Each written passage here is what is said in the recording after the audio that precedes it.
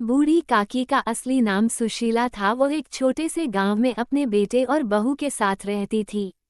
उसकी उम्र काफी हो चुकी थी, लेकिन उसकी आंखों में जीवन का अनुभव झलकता था।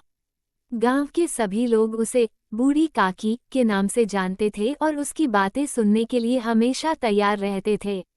सुशीला काकी का जीवन साधारण था, लेकिन उसमें एक खासियत थी, उसकी समझदारी और जीवन के प्रति सकारात्मक दृष्टिकोण। वो हमेशा अपनी संतान को अच्छे संस्कार देने का प्रयास करती थी। गांव में कई बार ऐसी समस्याएं आती थीं जिनका समाधान बूढ़ी काकी की सलाह से ही होता था। एक दिन गांव में दो परिवारों के बीच काफी बहस हो गई। ये बहस इतनी बढ़ गई कि दोनों परिवारों ने एक दूसरे से बातचीत बंद कर दी। गांव में तनाव का माहौल बन गया था। सभी लोग परेशान थे कि यह विवाद कैसे समाप्त होगा। तब सबने बूढ़ी काकी की ओर देखा। काकी ने सबको अपने घर बुलाया और कहा, आप सभी के बीच जो भी समस्या है उसे सुलझाना जरूरी है। अगर आप एक दूसरे से बातचीत नहीं करेंगे तो ये सिर्फ बढ़ेगा। हमें मिलकर इसे सुलझाना होगा। काकी ने दोनों परिवारों के सदस्यों को एकत्र किया और उन्हें अपनी बातें साझा करने का अवसर दिया। उसने कहा, हम सभी इंसान हैं और हर किसी की अपनी समस्याएं होती हैं। जब हम एक दूसरे की बात सुनेंगे तभी समझ पाएंगे कि असली समस्या क्या है।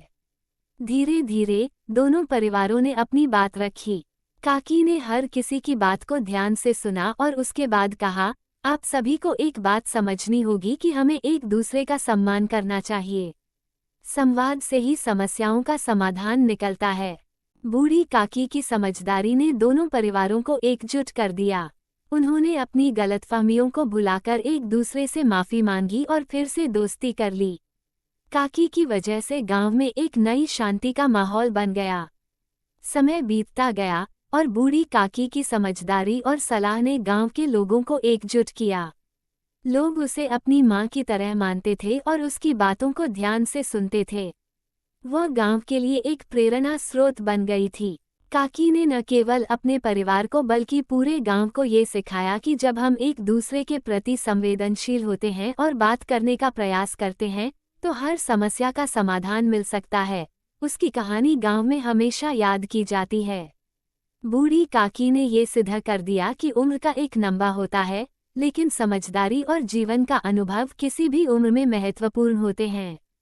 उसकी बातें और शिक्षाएं हमेशा लोगों के दिलों में जिंदा रहेंगी, क्योंकि उसने ये दिखाया कि सच्ची बुद्धिमानी हमेशा प्यार और समझ से ही आती है।